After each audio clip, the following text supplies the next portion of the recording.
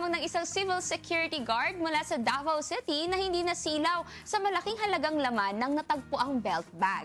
Ang kanyang ginawang kabutihan ang ibibida natin ngayong umaga dito sa Something Good.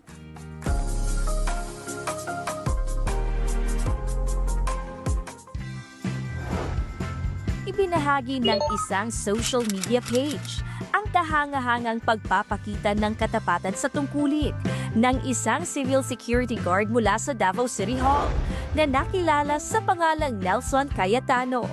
Ayon sa posts, nagsasagawa ng routine patrol sa Davao City Hall ang gwardya nang mapansin ito ang isang belt bag na napag-alamang naglalaman ng 239,600 pesos.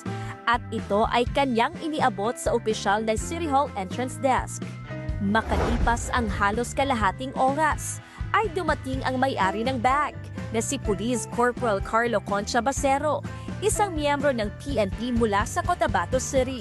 Ang malaking halagang laman ng bag ay mula sa isang loan at nakatakdang gamitin para sa surgery at medical expenses ng anak nitong babae. Hinangaan naman ng marami ang isang commendable act of honesty na ipinamalas ng gwardya.